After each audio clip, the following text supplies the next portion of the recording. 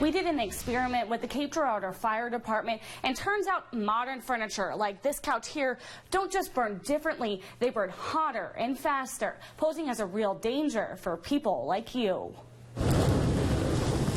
Hear that sizzle?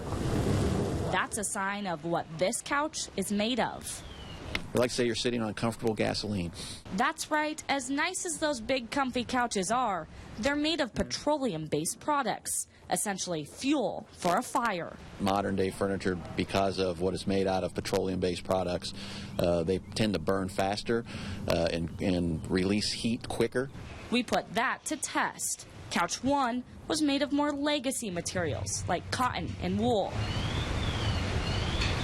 Couch 2, more modern, all synthetic. The burns were completely different. Smoke was churning out more aggressively than it was on the last fire because the amount of heat that was being released was much higher. Couch 2, that modern one you find in a lot of homes these days, burned significantly hotter. So much so, we had to move back. But what does that mean for you? If this room was full of other furniture, obviously that heat would have radiated over, caught the other materials on fire much quicker. And the even bigger problem? The time to escape a fire has shortened up tremendously.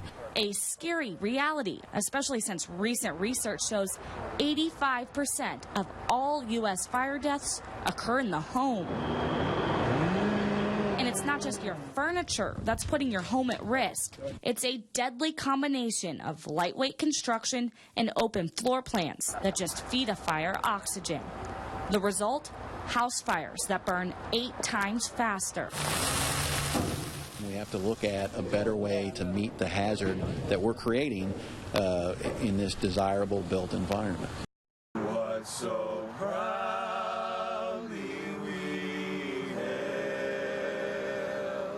Flags all stand and represent a deceased veteran.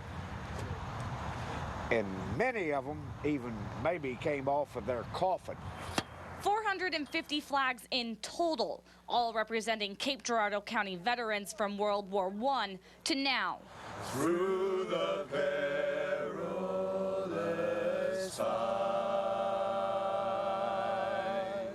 They fought and died so that you could be here today with us. It's lives, it's not just flags flying here. And while some are new, she's in and they're waving how beautiful she is. Others have weathered over the years. That's something that we need to discuss and take care of.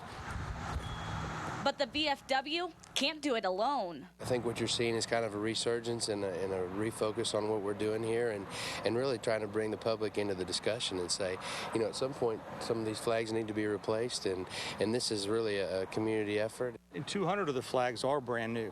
So we're asking for support from the community. Volunteers keep this program going, but we got to buy supplies and we got to replace flags. And we want to continue to develop it and grow this. Something others want to see too. It means so much to me, to our city, to our nation, and to our freedom. That our flag was still there. Because Old Glory might be capable of representing much more than the 13 original colonies in all 50 states. That's always symbolized the United States of America, right? And how we should act and live and love each other and live together. So that common thread that makes up this flag, that to me is stronger than any thread that you might put in a shirt or your slacks. It is a binding thread that'll bring us together. And it can. If anything can, this can. And Live local late breaking. Nicole Hartnell. Heartland News. No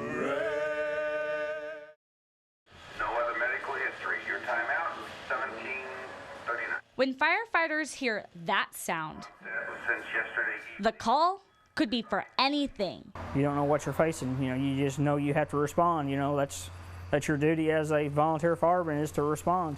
The key word, volunteer. We don't have to go to the call, but if no one answers the call, then no one's going to show that. For Assistant Fire Chief Anthony Smith, fighting fires is technically his side job. Overnight, he's a corrections officer. And there's times as soon as I get home, we get called out and I don't get any sleep, and then I have to go to work tired. I mean, that's part of it. But being on the front line is his passion. I wouldn't trade it for anything. And it's been that way since his 16th birthday. I fell in love with it. That first fire we went to, the lights and sirens, going down there, fighting a fire, it was adrenaline rush, and I loved it, and I've been hooked ever since. That was nearly 11 years ago. Fire Chief Michael Honey remembers one of the first fires they fought together. Just seeing him, how he works, you know, it was different. And I'm like, there's no way he can do what other people can. But he does. All of it. With just one hand. The cord got wrapped around my hand or my wrist area whenever I was in my mom's stomach, and it ended up cutting my hand off, and I was born that way. Anthony says it's just part of who he is. That's what everybody knows me as, is the kid with one arm. And while it can be challenging, there were things as a kid that my friends were doing that at first I would have trouble adjusting to and figuring out a way to do it, and they would have to stop and wait for me. It's never stopped him. My first truck was a 5-speed truck, didn't bother me none. I mean, everything that I've done, I didn't want any modifications for me. I would just figure out a way to do it. Like fighting fires. Typically, a job for two hands. He can do anything that anyone else in here can do, and probably better. If you set your mind to it and you have a determination, you can do whatever you want to do. A lesson he applies on every call. Station Authority 312. Because when the tones sound, it can be a matter of life or death. If I just save one person's life while I'm on this fire department, I'm happy. I don't need anything else. I don't care about money or anything. As long as I can save someone's life or help someone, that's all I want. Those tones will always sound, and that's why volunteer fire departments across the heartland need more people like Anthony. For more information about what it takes and how to get involved, visit our website at kfes12.com. Live local, late breaking, Nicole Cartmel, Heartland News.